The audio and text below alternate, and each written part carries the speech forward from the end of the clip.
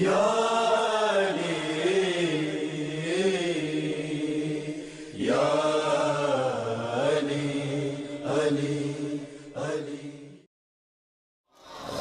علی محمد وآل محمد وعجل فرجه.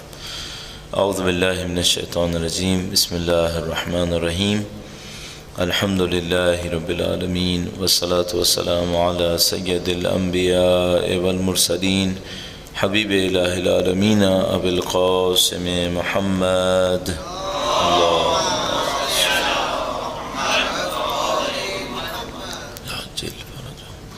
وعلى آله الطيبين الطاهرين سيما بقية الله في الأرضين. قال الله تعالى في كتابه الكريم بسم الله الرحمن الرحيم ونريد أن نمن على الذين استضعفوا في الأرض ونجعلهم أئمة ونجعلهم الوارثين. ایک بار پھر درود بھیجے گا محمد و آل محمد وعجل فرجهم. عزیزان محترم، خداوند متعال کا سب سے پہلے شکر بجا لائیں گے کہ اس نے ہمیں ماہ مبارک رمضان کی توفیق نصیب فرمائی، 23 شعبان کی شب نصیب فرمائی.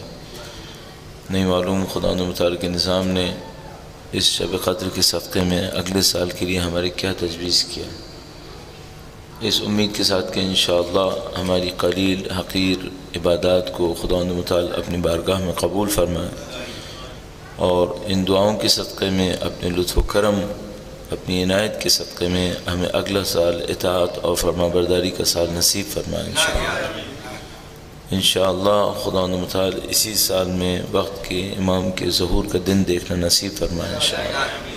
ایک بار پھر امام کے ظہور کی تعجیل کے لیے درود بھیجیں محمد و آل محمد صلی اللہ محمد و آل محمد وعجل فرجه. آج 23 ماہ مبارک رمضان کی 23ویں تاریخ اور یہ دن اپنے اختتام کی طرف ہے. ہم ماہ مبارک رمضان کو اس عنوان سے دیکھتے ہیں کہ سال میں ایک موقع آتا ہے، 30 دن آتا ہے، اور اس 29 یا 30 دن کے بعد پھر جو دوبارہ ماہ مبارک رمضان آئے گا تو 11 مہینے کے بعد 330 دن کے بعد آئے گا. اس 30 دن میں کیا ہونا ہوتا ہے جو 330 دن تک باقی رہے؟ کیا ہوگا؟ یعنی مثال کے طور پر فرض کریں میں کسی ویکیشن کے موقع پر کہیں چھٹی کے لیے جاتا ہوں اور چھٹیوں کے اوپر جانے کے بعد مثال کے طور پر بچے ویکیشن پہ جانے کے بعد اگلے سال جانتے ہیں اگلے سال تک اب یہ موقع بظاہر نہیں آئے گا، تو اس سے کیا سوچ رہے ہوتے ہیں؟ چونکہ مثلا آپ گئے، آپ سمندر کے کنارے بیٹھے تھے، تو کیا اب سارے سال سمندر کے کنارے بیٹھے رہیں گے؟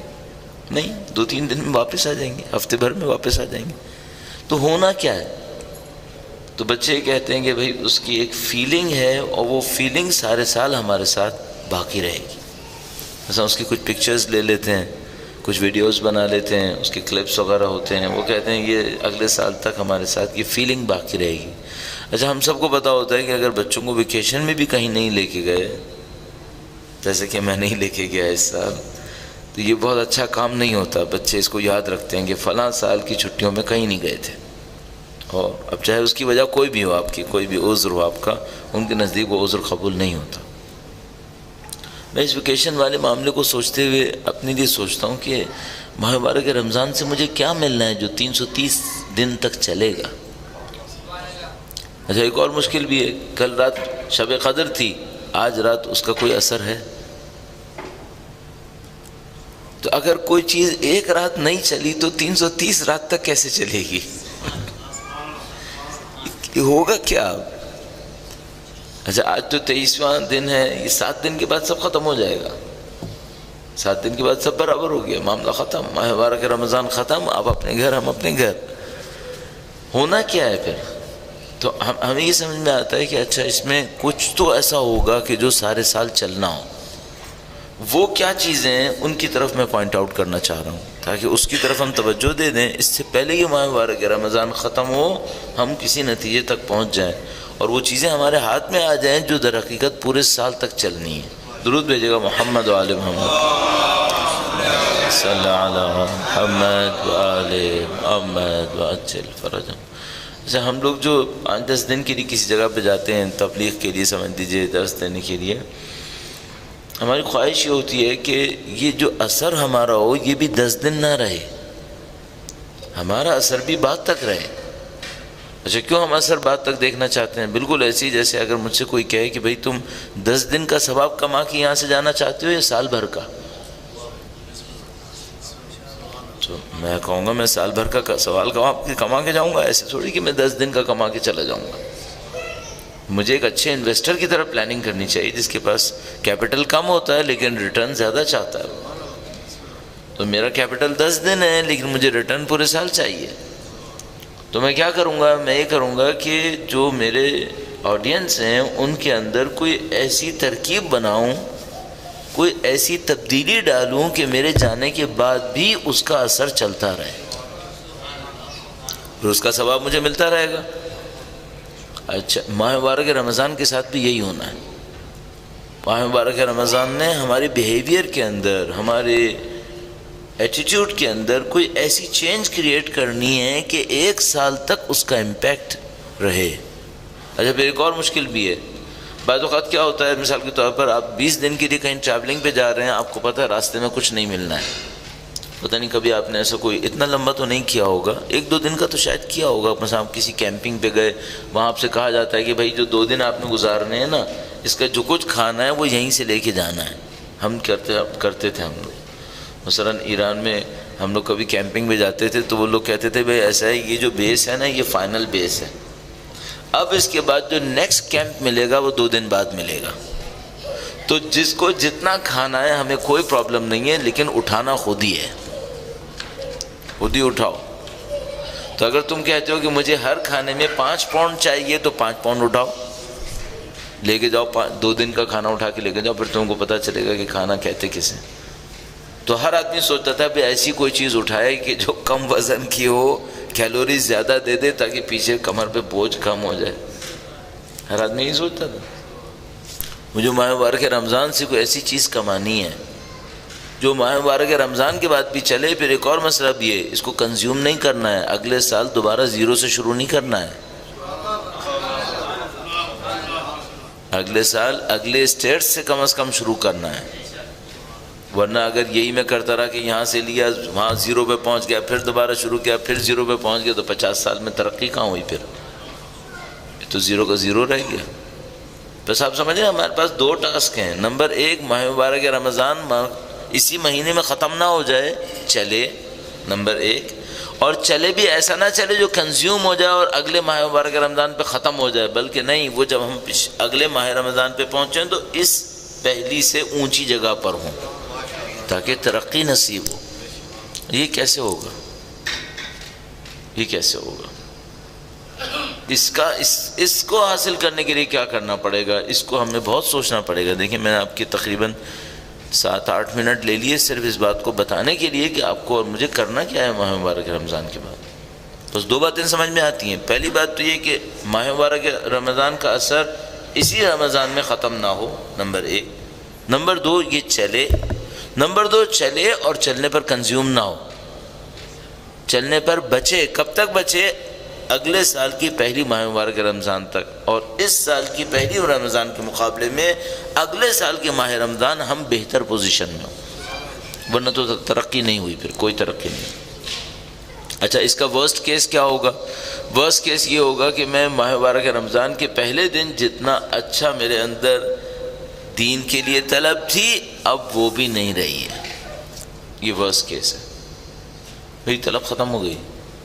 اگر طلب ختم ہو گئی اس کا مطلب ہے میں نے ماہ مبارک رمضان سے کوئی امپرومنٹ حاصل نہیں کی۔ اگر امپرومنٹ حاصل نہیں کی اس کا مطلب ہے باقی سال بھی خراب گزرے گا، خدا نہ کرے باقی سال بھی خراب گزرا تو اگلے دفعہ جب ماہ مبارک رمضان کی پہلی آئے گی تو میں اس سال سے بھی زیادہ بری پوزیشن میں ہوں گا۔ یہ ورسٹ کیس ہے۔ اس کا مطلب ہے میری عمر گزرتی جائے گی اور نہ صرف ترقی نہیں ہوگی بلکہ میرے اندر زوال آتا جائے گا، گریجول زوال۔ اچھا ہم انسانوں کے اندر ایک عجیب مشکل ہے، زوال کی کہانی ہے۔ میں مثال بہت دیا کرتا ہوں، ایک مثال مینڈک کی دیتا ہوں۔ وہ ہماری ایک اسٹریٹجی کے ایک اور ٹیچر ہوا کرتے تھے، انہوں نے دی تھی۔ درود بھیجے گا محمد و آل محمد، محمد و آل محمد۔ نہ میں نے کبھی زو میں کام کیا ہے اور نہ اینیمل پلانٹ سے میرا کوئی بہت زیادہ تعلق ہے۔ ایک آدھ مثال مجھے پتہ چلی جانوروں کے بارے میں، مثلا یہ مینڈک کے بارے میں ایک مجھے بات پتہ چلی، وہ یہ کہ مینڈک کو ٹیمپریچر کا ڈفرینس اگر اچانک ہو تو پتہ چلتا ہے، ورنہ پتہ نہیں چلتا۔ ہم انسان بھی تھوڑے بہت مینڈک کی طرح ہیں ٹیمپریچر کے معاملے میں، لیکن پھر بھی ہمیں کچھ پتہ چل جاتا ہے۔ میں آپ کو دو مثالیں دیتا ہوں۔ مثلا مجھے یاد ہے بچپن سے ہم لوگ سائنس کی بکس میں ایک ایکسپیریمنٹ پڑھا کرتے تھے، وہ چھوٹا سا بات لکھی ہوتی تھی ٹیمپریچر کے ڈفرینس کو بتانے کے لیے۔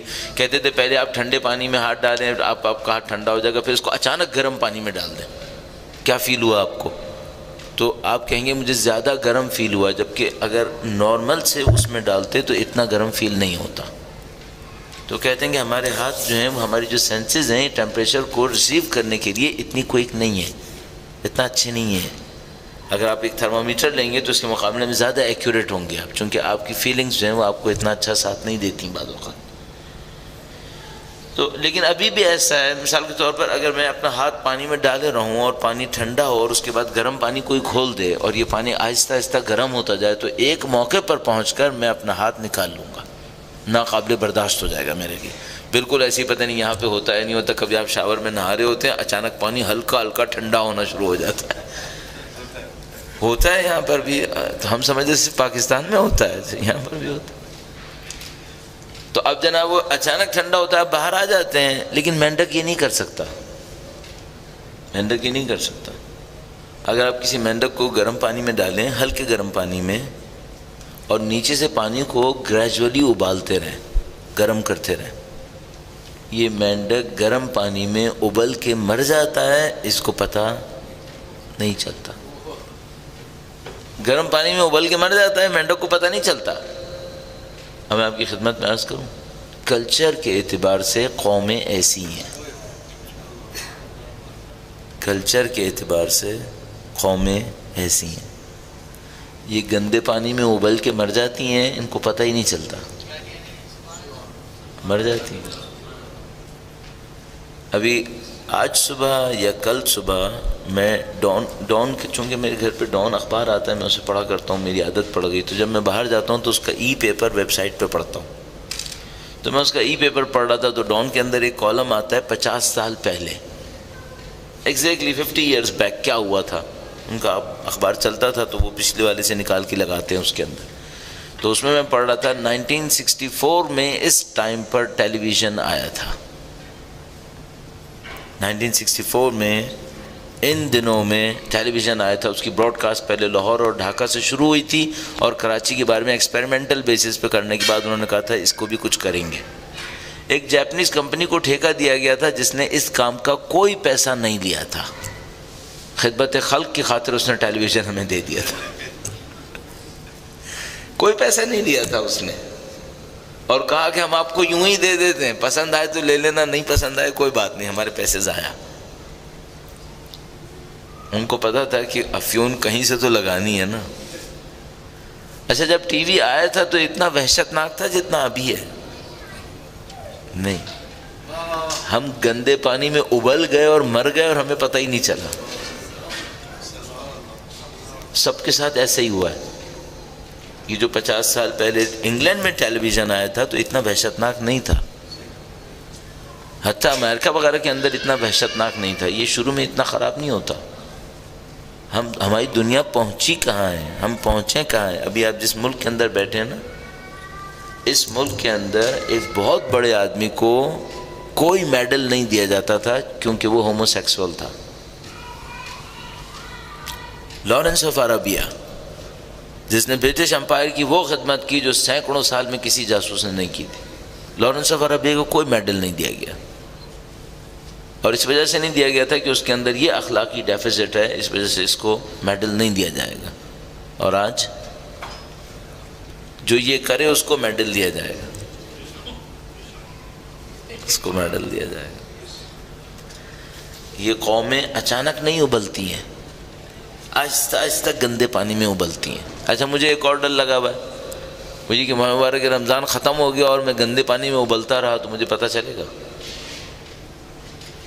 یہ ایک اور پرابلم ہے جو مجھے ماہ مبارک رمضان کے بعد کے لیے بچا کے رکھنی ہے. وہ کیا ہے؟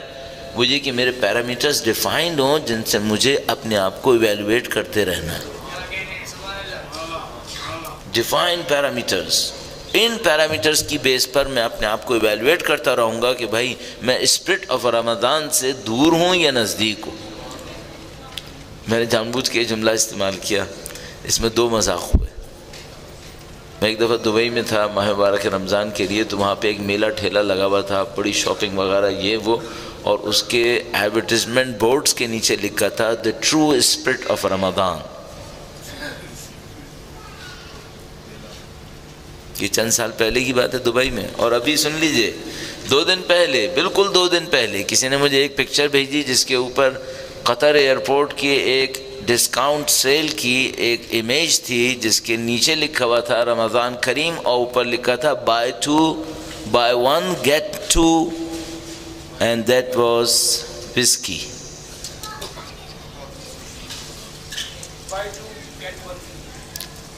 وہ آپ نے زیادہ غور سے دیکھا ہوگا، میں تھوڑا ایسے ہی چلتے چلتے دیکھا.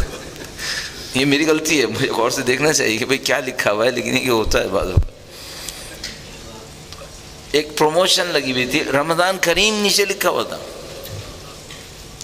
یا تو buy 2 get 1 free تھا، یا پتہ نہیں ایک خریدو دوسرا مفت میں مل جائے گا کیا تھا، لیکن بہرحال ایسی ایک مصیبت تھی، اور نیچے لکھا تھا رمضان کریم. یہ تو ٹرو اسپرٹ آف رمضان سے بھی برا ہو گیا نا. تو ابھی میرے پاس 3 ٹاسک ہو گئے. نمبر 1، ماہ رمضان یہیں پہ ختم نہ ہو، نمبر 1. نمبر 2، ماہ رمضان چلے، اور چلے تو کنزیوم نہ ہو، اگلے سال کے لیے بچے. نمبر 3، کوئی پیرامیٹرز میرے پاس ایسے ہوں کہ اگر میں اپنی ایویلویشن کے اندر دیکھوں کہ میں نیچے جا رہا ہوں تو مجھے فوراً پتہ چل جائے کہ بھائی میں نیچے جا رہا ہوں، معاملہ اچھا نہیں چل رہا. اور یہ 3 ہمارے پاس کیسے آئیں گے؟ اس کے لیے ہمیں کچھ کام کرنا پڑے گا. میں پیرامیٹرز شاید آج ڈیفائن نہیں کر پاؤں گا، لیکن کچھ پریکٹسز ایسی بتانا چاہوں گا جو اگلے سال ماہ رمضان تک اسپرٹ کو زندہ رکھ سکیں انشاءاللہ. انشاءاللہ درود بھیجے گا محمد و آل محمد، صلی علی محمد و آل محمد. ایک بادشاہ تھا، جیسے داستانوں میں ہوتے ہیں نا بادشاہ اور وزیری ہوتے ہیں. چونکہ یہ جو کچھ بھی تھا یہ بہرحال یہ عقل مندی کی باتیں لگتا ہے پہلے والوں کو رہ گئیں. آج کے پرائم منسٹرز کے پاس ایسا کوئی ٹائم نہیں ہوتا کہ وہ کوئی ایسی بات کر سکیں. اس ٹائپ کا ایک بادشاہ سا تھا، اس نے اپنے وزیر سے کچھ کہا مجھے نصیحت کرو. ایکچولی ایک خلیفہ تھا، عباسی خلیفہ. اس نے اپنے زمانے کے ایک عالم سے کہا مجھے نصیحت کرو. تو اس عالم نے نصیحت کرنے سے پہلے ایک جملہ پوچھا، مجھے وہ جملہ بہت اچھا لگتا ہے. اس نے کہا کہ یہ بتاؤ پڑھے سے نصیحت کروں یا دیکھے سے نصیحت کروں؟ پڑھے سے نصیحت کروں یا دیکھے سے نصیحت کروں؟ تو خلیفہ نے کہا کہ دیکھے سے نصیحت کرو جس کا اثر زیادہ ہے. خلیفہ نے کہا دیکھے سے نصیحت کرو جس کا اثر زیادہ ہے. تو اب میں آپ سے ایک بات پوچھتا ہوں، وہ بتاؤں جو صرف پڑھا ہے یا وہ بتاؤں جو کیا بھی ہے؟ تو آپ یقیناً کہیں گے وہ بتاؤ جو کیا بھی ہے، تاکہ اس کا پتہ تو چلے کہ بھئی ہوا بھی تو ہے پہلے، اس کا اثر کیا ہوا ہے. تو میں آپ کو 2-3 پریکٹسز بتاؤں جو کیا بھی ہے، اور جب بھی کیا ہے فائدہ ہوا ہے تو وہ آپ کو بھی انشاءاللہ فائدہ ہوگا انشاءاللہ اس کا. درود بھیجے گا محمد و آل محمد، محمد و آل محمد. ماہ مبارک رمضان سے لے کر اگلے ماہ مبارک رمضان تک ایک پریکٹس دے دیتا ہوں، اور یہی آپ کا پہلا پیرامیٹر بھی بن سکے گا. ایویلویشن کا پہلا پیرامیٹر یہی بن سکتا ہے. وہ کیا ہے؟ پوری توجہ دیں کہ آپ کی نماز میں توجہ کیسے بڑھے گی. پوری آپ اپنی فوکس، اٹینشن جتنا آپ کے اندر ہے اس کے اوپر لے آئیے کہ آپ کی اور میری نماز میں توجہ کیسے بڑھے گی. مثلا میں اور آپ مغرب کی نماز فرض کر لیجئے، 3 رکعت نماز مغرب کی ہم نے 5 منٹ میں پڑھنی ہے. 5 منٹ میں پڑھ لیتے ہیں ہم لوگ معمولاً گھروں کے اندر جب پڑھ لیتے ہیں. جماعت میں ذرا ہلکا پڑھتے ہیں، گھر میں ذرا سا تیز پڑھ لیتے ہیں. یہ جو 5 منٹ میں ہم نماز پڑھتے ہیں کتنی دیر اس میں توجہ دے پاتے ہیں؟ کتنے منٹس؟ 5 منٹ میں سے بھی تو ابھی ہم یہ سوچیں کہ یہ نماز اللہ کا اتنا بڑا حکم ہے، 60 دفعہ سے زیادہ قرآن کریم میں اس کا حکم آیا ہے، کتنے منٹس توجہ دے پاتے ہیں؟ اچھا اس کو بھی چھوڑ دیتے ہیں، کتنے منٹس توجہ دے پاتے ہیں؟ توجہ دینی کیسے، دیں کیسے؟ 2 کام کر لیں توجہ دینے کے لیے۔ پہلا کام یہ کر لیں کہ یہ سوچیں کس کے سامنے کھڑے ہیں، اس کو بار بار سوچتے رہیں، ٹھیک ہے؟ پہلا کام یہ کر لیں، آپ نماز شروع کرنے لگیں، جیسے آپ تکبیرۃ الاحرام کہنے والے ہیں یا مثال کے طور پر قیام کے اندر ہیں، کہیں پر بھی ہیں نماز کے اندر، جتنا ممکن ہے اس بات کو سوچتے رہیں کس کے سامنے کھڑے ہیں، کس کے سامنے کھڑے ہیں؟ اسی کے سامنے کھڑے ہیں جس کے سامنے میدان حشر میں کھڑا ہونا ہے، اسی کے سامنے کھڑے ہیں جو قبر میں حساب لے گا، اسی کے سامنے کھڑے ہیں جس کے ہاتھ میں سب کچھ ہے، دنیا اور آخرت کی ہر چیز اسی کے پاس ہے، سب کچھ اسی کے ہاتھ میں ہے، اس کے سامنے کھڑے ہیں۔ اچھا مثال کے طور پر میں خدا کے سامنے کھڑا ہوں اور میں اپنی کسی فرض کر لیں بزنس کے بارے میں سوچ رہا ہوں، تو اس بزنس میں کامیابی کس نے دینی ہے؟ اسی نے دینی ہے۔ تو تمہیں بزنس بھی چمکانا ہے تو اس کے سامنے کچھ کرو، ورنہ بزنس بھی ڈوب جائے گا۔ اچھا ایک قانون میں آپ کی خدمت میں عرض کرتا چلوں، قانون یہ ہے کہ جس چیز کو آپ خدا کے مقابلے میں ترجیح دیں گے وہ چیز بے عزتی دے دے گی، جس چیز کو خدا کے مقابلے میں پریفرنس دیں گے وہ چیز آپ کو بے عزتی دے گی، وہاں سے عزت نہیں آتی، زندگی تنگ ہو جائے گی۔ مثلا میں نماز پڑھنا چاہتا ہوں، اچانک میرا بزنس بیچ میں رکاوٹ بن رہا ہے، میں بزنس کی خاطر نماز کو دیر کیے جا رہا ہوں، اب بزنس سے عزت ملے گی، بے عزتی ملے گی، اب یہاں سے بے عزتی آنے والی ہے۔ تو میں بعض اوقات بچوں سے کہتا ہوں، فٹ بال کا میچ دیکھ رہا تھا کوئی بچہ میرا، اس کی ٹیم، ظاہر اپنی ٹیم کے لیے مر رہے ہوتے ہیں آج کل کے بچے، تو میں نے اس سے کہا اپنی ٹیم کو جتانا چاہتے ہو یا ہرانا چاہتے ہو؟ کہنے لگا جتانا چاہتا ہوں۔ میں نے کہا بیٹا نماز پڑھ لو ورنہ یہ بھی ہار جائے گی، یہاں پہ نماز کے مقابلے میں مت لاؤ اس کو۔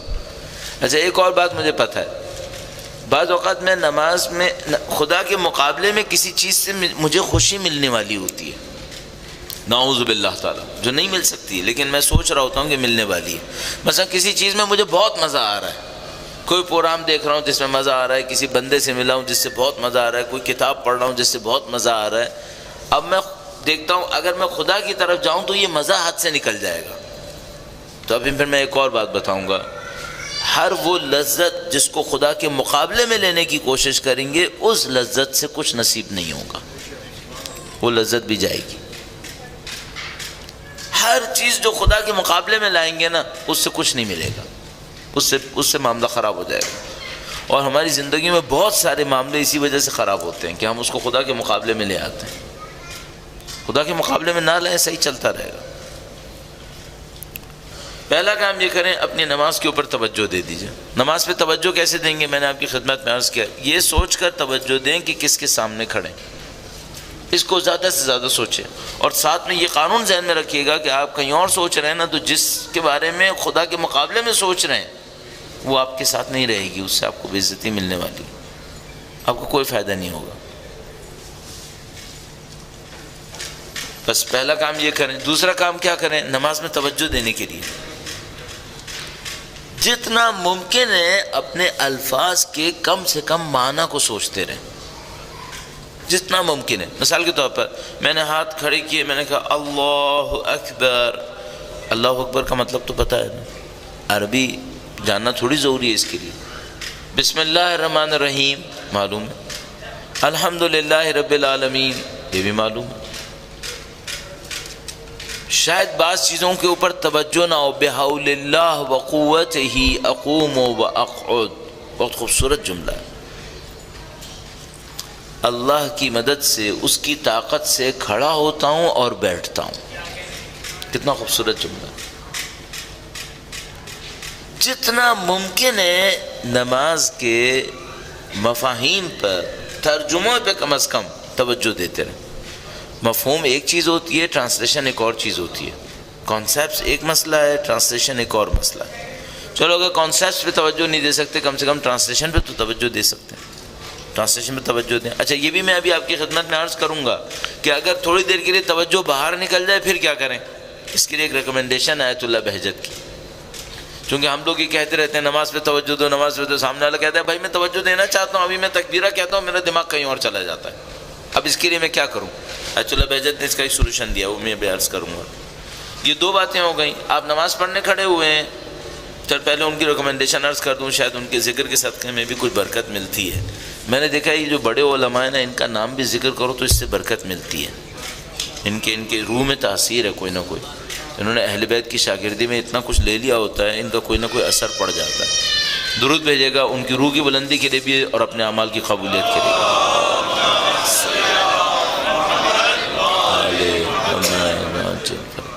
آیت اللہ بہجت ایک خط کے جواب میں فرماتے ہیں کہ جب آپ نماز پڑھنے لگیں تو تکبیرۃ الاحرام کہنے سے پہلے وقت کے امام کو پکاریں کہ مولا میری نماز میں میری مدد کر دیں،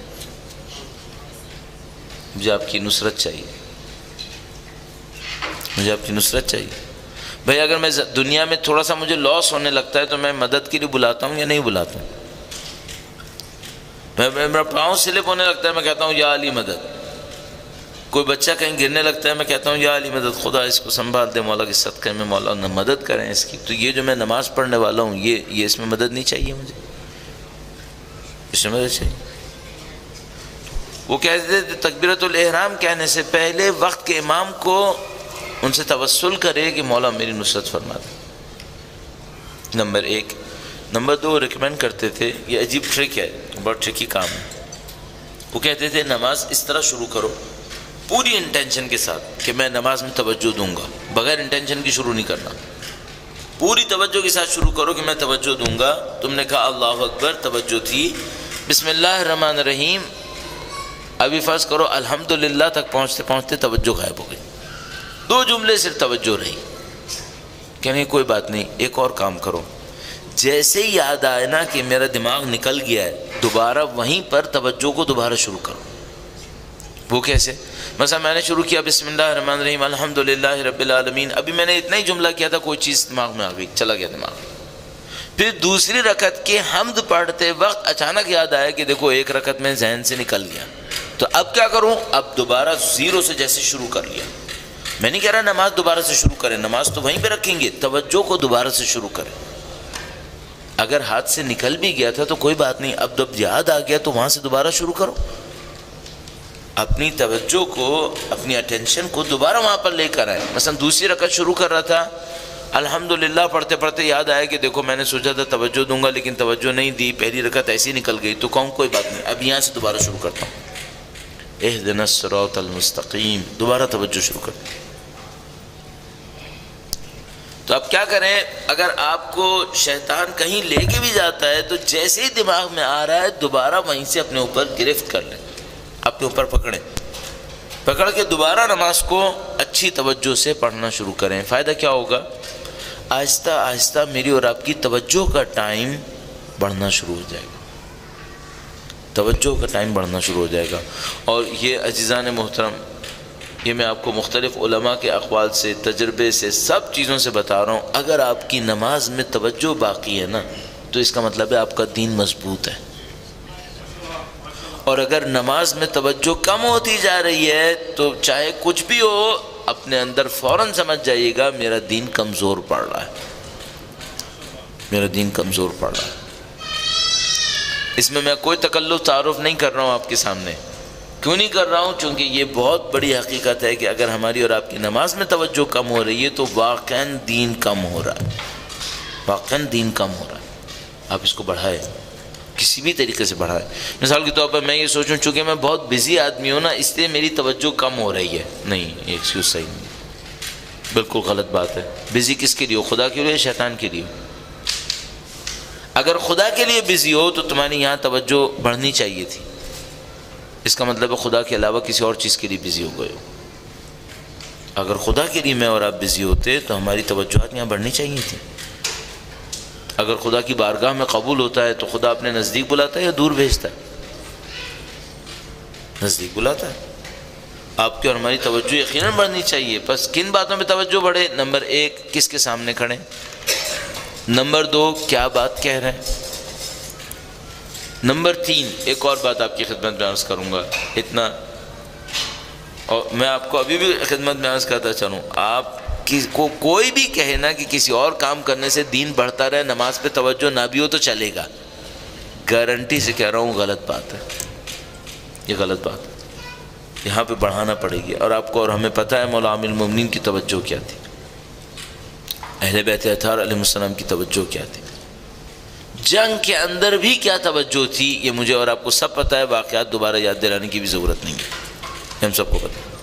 تو ہمیں اس پہ محنت کرنی پڑے گی، اس کے علاوہ کوئی راستہ نہیں ہے. ایک چیز اور جس پہ توجہ دیں نماز کے دوران، وہ بھی عرض کرتا چلوں، درود بھیجے گا محمد و آل محمد، صلی علی محمد و آل محمد وعجل. اچھا میں آپ سے پوچھتا ہوں، دین اسلام کے ہر کام میں حکمت ہے یا نہیں ہے؟ بغیر حکمت کے تو کچھ نہیں ہوتا نا، صحیح.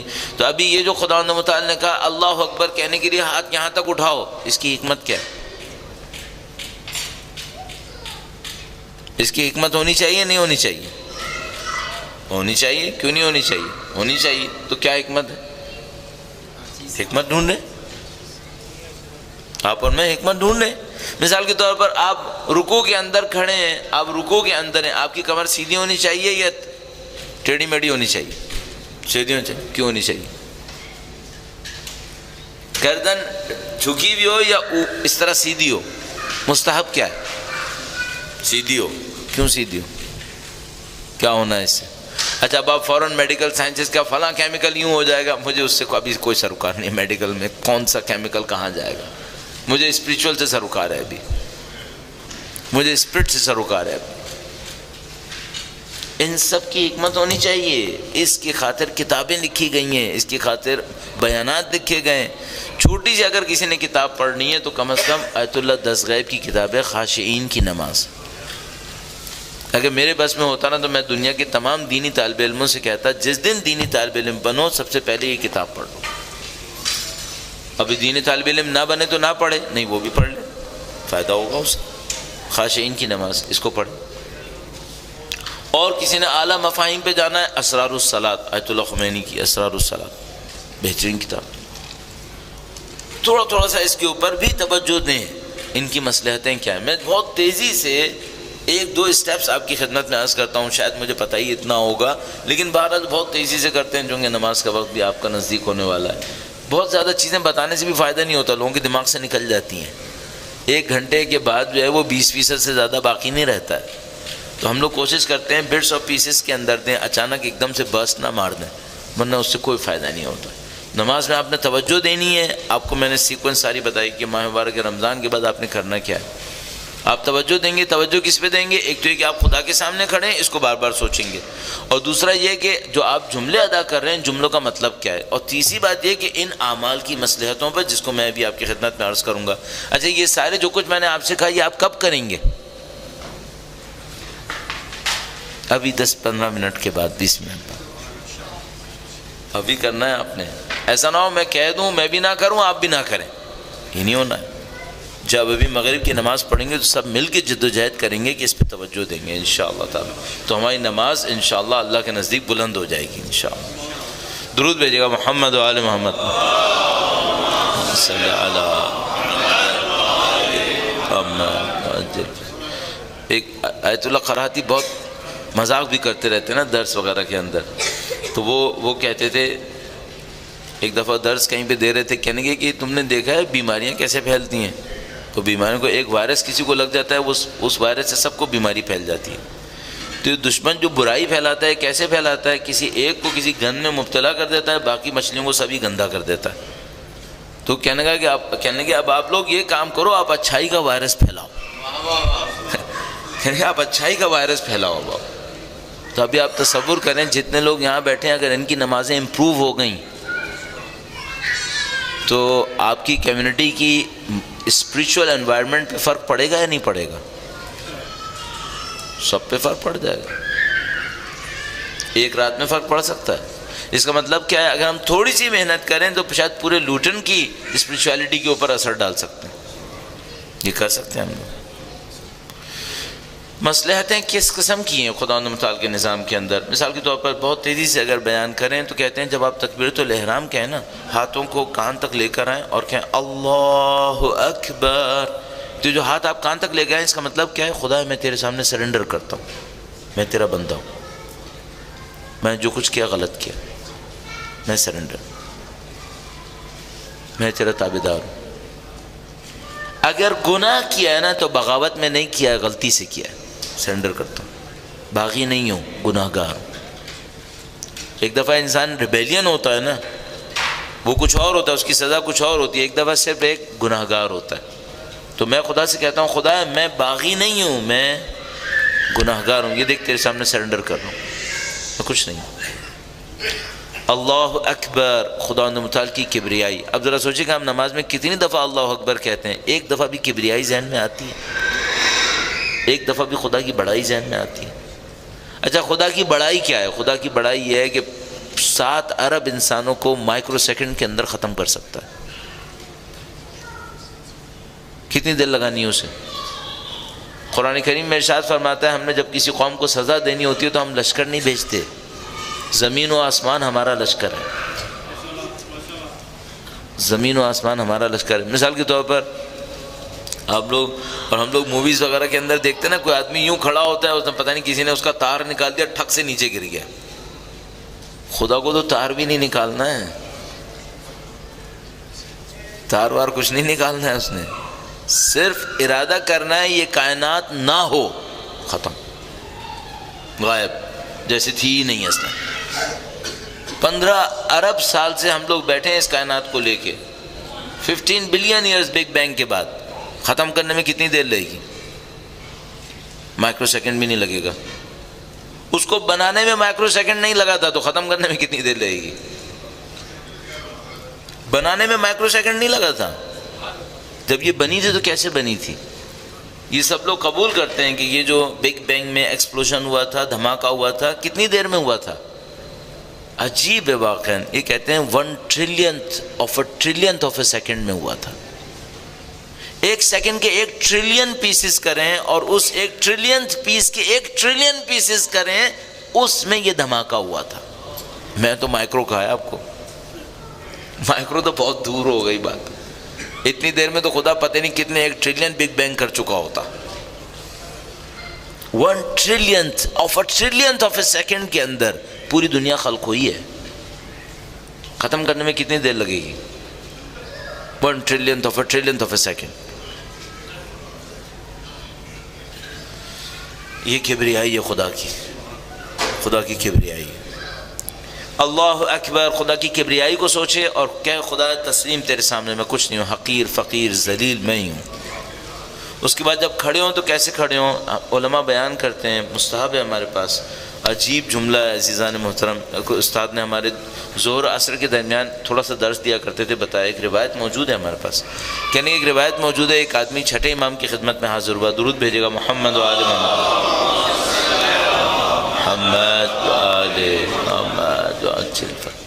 امام اس کو کچھ سکھانا چاہتے تھے، امام نے اس سے کہا کھڑے ہو کے 2 رکعت نماز پڑھو۔ اس نے 2 رکعت نماز پڑھی، جب نماز ختم کی تو امام نے کہا تمہیں اتنا عرصہ ہو گیا ہمارے پاس آتے ہوئے 2 رکعت نماز پڑھنی نہیں آتی، 2 رکعت نماز پڑھنی نہیں آتی؟ تو یہ کہنے لگا میرا دل چاہا زمین پھٹ جائے میں اندر گھس جاؤں کہ میں نے اپنے مولا کے سامنے 2 رکعت نماز بھی صحیح نہیں پڑھی۔ یہ قدموں میں گر گیا، کہنے لگا مولا مجھ پہ رحم کریں، مجھے 2 رکعت نماز سکھا دیں۔ امام فرمایا اب میں بتاتا ہوں، ایسے پڑھو۔ پھر ایک ایک چیز بتائی، فرمایا جب تم قیام کے لیے کھڑے ہو نا تو وہ جب قیام کے لیے کھڑا ہو تو میں کھڑے ہو کے نہیں دکھا سکوں گا، ابھی ہاتھوں کو یوں کر کے کھڑا ہو گیا تھا۔ وہاں فرمایا کیا کیا تم؟ ہاتھوں کو زانوں پہ رکھو، کمر کو تھوڑا سا جھکاؤ، تمہاری نظریں سجدگاہ کو دیکھیں، اس طرح کر کے کھڑے ہو۔ کہنے لگا مولا اس طرح کر کے کیوں کھڑے ہوتے ہیں؟ فرمایا اس لیے کھڑے ہوتے ہیں کہ آقا کے سامنے غلام ایسے ہی کھڑے ہوتے ہیں، تم خدا کے سامنے کھڑے ہو، یہ تم نے کیا کیا کہ تم نے ہاتھ یوں کر لیے؟ ہاتھوں کو زانوں پہ رکھو، کمر کو تھوڑا سا خم کرو، نگاہ کو اپنے سجدے کی جگہ کی طرف رکھو، ایسے کھڑے ہو جیسے غلام کے سامنے غلام کھڑا ہوتا ہے۔ مالک تو وہ ہے، تم غلام ہو، ادب سے کھڑے ہو۔ اس نے کہا مولا ٹھیک ہے۔ پھر امام نے کہا اب رکوع کرو۔ کہنے لگا مولا رکوع کیسے کرو؟ امام نے فرمایا بالکل کمر سیدھی کرو، گردن سیدھی کرو، تمہاری کمر کی سیدھ میں تمہاری گردن ہے، گردن چکاؤ نہیں، گردن سیدھی رکھو۔ تو اس نے کہا مولا گردن سیدھی کیوں رکھتے ہیں؟ اس طرح کی بات ہوئی۔ اب پریسائسلی شاید یہ نہ کہا ہوگا، امام نے پہلے بتا دیا ہوگا، تو اس نے کہا گردن سیدھی کیوں؟ امام نے فرمایا گردن سیدھی اس لیے رکھو، خدا سے کہو خدا ہے میں تیری راہ میں گردن کٹانے کو تیار ہوں۔ گردن سیدھے رکھو، نیچے نہیں جھکاؤ۔ اچھا نظریں کہاں رکھے؟ کہا نظریں اپنے پاؤں کی طرف رکھو، اپنے قدم کی طرف رکھو۔ پوری نماز کے اندر نظریں جھکائے رکھنی ہے، نظروں کو جھکائے رکھنا ہے۔ بہت بڑے عارف نے کہا تھا میں نے اس پریکٹس سے بہت روحانیت کسب کی ہے، نظروں کو جھکائے رکھو۔ تو کہا رکوع کرو، گردن نکالو، نظریں تمہاری پاؤں کی طرف ہوں، اس طرح ارادہ کرو جیسے خدا ہے میں تیری راہ میں گردن کٹانے کو تیار ہوں۔ اس کے بعد کھڑا ہو جاؤں، سجدے میں جاؤں۔ کیا سوچوں سجدے میں جاتے وقت؟ سجدے میں، اچھا یہ جو سجدے میں جانے کا عمل ہے یہ ہے کیا اصلا؟ گویا ہمارا موت کی طرف سفر ہے، موت کی طرف سفر ہے، نیچے کی طرف جا رہے ہیں۔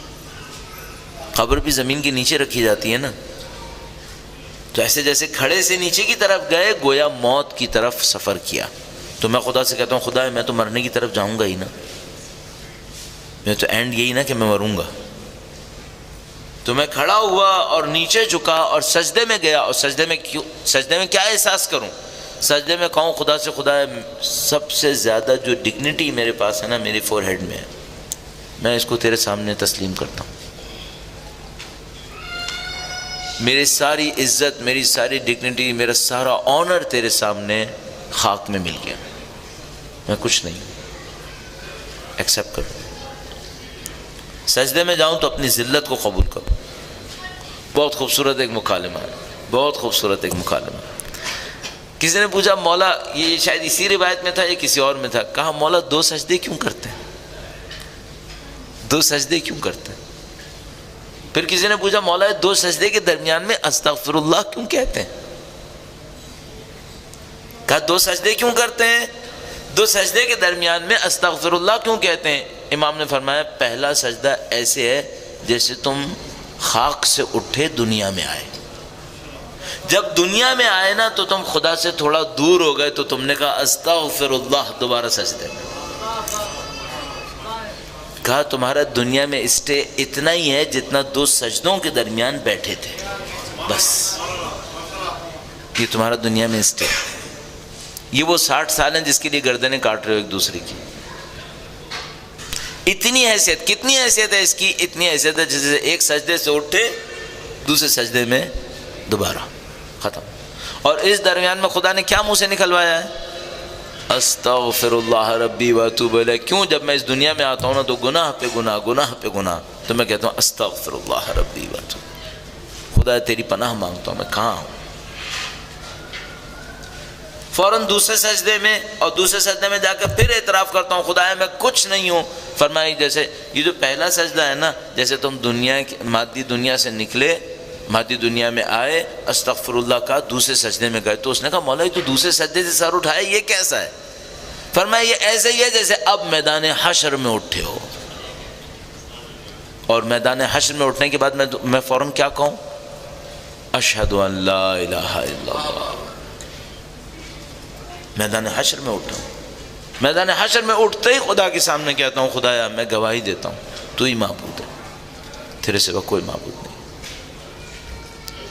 عزیزان محترم، یہ ہمارا سفر ہے نماز کے اندر، اور میں جہاں جاتا ہوں وقت نکال کر آدھا پونا گھنٹہ اس کے اوپر ضرور عرض کرتا ہوں تاکہ ایک مجھے یاد رہے، میں بھول رہا ہوں تو مجھے دوبارہ ریمائنڈر مل جائے۔ دوسرا یہ کہ اگر آپ کی یہ چیز صحیح ہو گئی اور آپ نے اس کو صحیح کر لیا تو میں آپ کو گارنٹی سے کہہ رہا ہوں آپ کا دین کہیں نہیں جائے گا، سالڈ رہے گا انشاءاللہ تعالی، ہے سالڈ، اور بہتر ہو جائے گا، اور بہتر ہو جائے گا۔ نماز میں توجہ بڑھائیں، میں اور آپ دونوں محنت کریں اس کے اوپر، ہمیں نماز میں توجہ بڑھانی ہے۔ باقی میں سب کہتا رہا ہوں نا اپنے آپ سے میں اتنی مجلسیں پڑھ رہا ہوں، میں اتنے درس دے رہا ہوں، یہ نہیں، صحیح بات نہیں ہے۔ اگر نماز میں توجہ نہیں دے رہا نا، اس کا مطلب ہے کچھ قبول نہیں ہو رہا میرے لیے. سب بات غلط بات. اس کو تو چھوڑ ہی دیں گے میں کہوں میں کتنی ایکٹیویٹی کر رہا ہوں. نہیں پہ ایکٹیویٹی میں، یعنی مثال کے طور پر فرض کریں میں کسی ویکیشن کے موقع پر کہیں چھٹی کے لیے جاتا ہوں، اور چھٹیوں کے اوپر جانے کے بعد مثال کے طور پر بچے ویکیشن پہ جانے کے بعد اگلے سال جانتے ہیں اگلے سال تک اب یہ موقع بظاہر نہیں آئے گا، تو اس سے کیا سوچ رہے ہوتے ہیں؟ چونکہ مثلا آپ گئے، آپ سمندر کے کنارے بیٹھے تھے، تو کیا اب سارے سال سمندر کے کنارے بیٹھے رہیں گے؟ نہیں، 2-3 دن میں واپس آ جائیں گے، ہفتے بھر میں واپس آ جائیں گے. تو ہونا کیا ہے؟ تو بچے کہتے ہیں کہ بھائی اس کی ایک فیلنگ ہے، اور وہ فیلنگ سارے سال ہمارے ساتھ باقی رہے گی. مثلا اس کی کچھ پکچرز لے لیتے ہیں، کچھ ویڈیوز بنا لیتے ہیں، اس کے کلپس وغیرہ ہوتے ہیں، وہ کہتے ہیں یہ اگلے سال تک ہمارے ساتھ یہ فیلنگ باقی رہے گی. اچھا، ہم سب کو پتہ ہوتا ہے کہ اگر بچوں کو ویکیشن میں بھی کہیں نہیں لے کے گئے، جیسے کہ میں نہیں لے کے گیا اس سال، تو یہ بہت اچھا کام نہیں ہوتا. بچے اس کو یاد رکھتے ہیں کہ فلاں سال کی چھٹیوں میں کہیں نہیں گئے تھے، اور اب چاہے اس کی وجہ کوئی بھی ہو، آپ کی کوئی بھی عذر ہو آپ کا، ان کے نزدیک وہ عذر قبول نہیں ہوتا. میں اس ویکیشن والے معاملے کو سوچتے ہوئے اپنے لیے سوچتا ہوں کہ ماہ مبارک رمضان سے مجھے کیا ملنا ہے جو 330 دن تک چلے گا. اچھا، ایک اور مشکل بھی ہے، کل رات شب قدر نہیں معلوم خدا متعال کے نظام نے اس شب قدر کے صدقے میں اگلے سال کے لیے ہماری کیا تجویز کیا. اس امید کے ساتھ کہ انشاءاللہ ہماری قلیل حقیر عبادات کو خدا متعال اپنی بارگاہ میں قبول فرمائے، اور ان دعاؤں کے صدقے میں اپنے لطف و کرم، اپنی عنایت کے صدقے میں ہمیں اگلا سال اطاعت اور فرما برداری کا سال نصیب فرمائے انشاءاللہ. خدا متعال اسی سال میں وقت کے امام کے ظہور کا دن دیکھنا نصیب فرمائے انشاءاللہ. ایک بار پھر امام کے ظہور کی تعجیل کے لیے درود بھیجیں. محمد و آل محمد، صلی اللہ محمد و آل محمد وعجل فرجہ. آج 23 ماہ مبارک رمضان کی 23ویں تاریخ، اور یہ دن اپنے اختتام کی طرف ہے. ہم ماہ مبارک رمضان کو اس عنوان سے دیکھتے ہیں کہ سال میں ایک موقع آتا ہے، 30 دن آتا ہے، اور اس 29 یا 30 دن کے بعد پھر جو دوبارہ ماہ مبارک رمضان آئے گا تو 11 مہینے کے بعد 330 دن کے بعد آئے گا. اس 30 دن میں کیا ہونا ہوتا ہے جو 330 دن تک باقی رہے؟ کیا ہوگا؟ قدر تھی آج رات، اس کا کوئی اثر ہے؟ تو اگر کوئی چیز ایک رات نہیں چلی تو 330 رات تک کیسے چلے گی؟ یہ ہوگا کیا؟ اچھا، آج تو 23واں دن ہے، یہ 7 دن کے بعد سب ختم ہو جائے گا. 7 دن کے بعد سب برابر ہو گیا، معاملہ ختم، ماہ مبارک رمضان ختم، آپ اپنے گھر، ہم اپنے گھر. ہونا کیا ہے پھر؟ تو ہمیں یہ سمجھ میں آتا ہے کہ اچھا اس میں کچھ تو ایسا ہوگا کہ جو سارے سال چلنا ہو. وہ کیا چیزیں ہیں ان کی طرف میں پوائنٹ آؤٹ کرنا چاہ رہا ہوں، تاکہ اس کی طرف ہم توجہ دے دیں. اس سے پہلے یہ ماہ مبارک رمضان ختم ہو، ہم کسی نتیجے تک پہنچ جائیں، اور وہ چیزیں ہمارے ہاتھ میں آ جائیں جو در حقیقت پورے سال تک چلنی ہیں. درود بھیجے گا محمد و آل محمد، صلی علی محمد و آل محمد وعجل فرجہ. اچھا، ہم لوگ جو 5-10 دن کے لیے کسی جگہ پہ جاتے ہیں تبلیغ کے لیے، سمجھ دیجیے درس دینے کے لیے، ہماری خواہش یہ ہوتی ہے کہ یہ جو اثر ہمارا ہو یہ بھی 10 دن نہ رہے، ہمارا اثر بھی بعد تک رہے. اچھا، کیوں ہم اثر بعد تک دیکھنا چاہتے ہیں؟ بالکل ایسی جیسے اگر مجھ سے کوئی کہے کہ بھئی تم 10 دن کا ثواب کما کے یہاں سے جانا چاہتے ہو یا سال بھر کا؟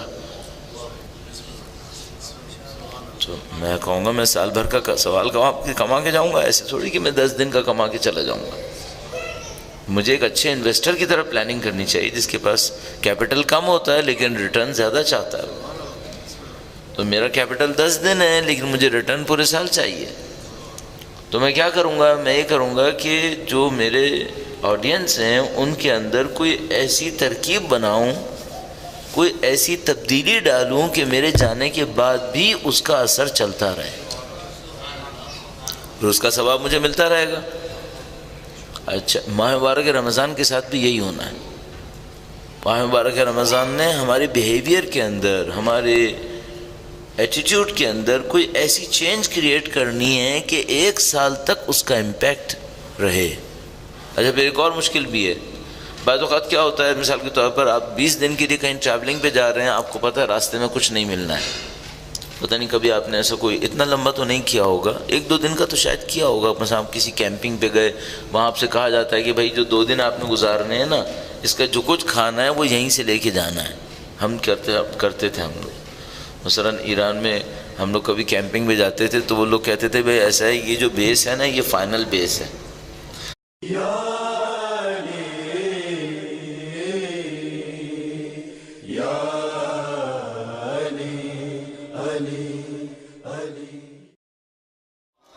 صلی علی محمد وآل محمد وعجل فرجہ۔ اعوذ باللہ من الشیطان الرجیم، بسم اللہ الرحمن الرحیم، الحمد للہ رب العالمین، والصلاة والسلام علی سید الانبیاء والمرسلین، حبیب الہ العالمین ابی القاسم محمد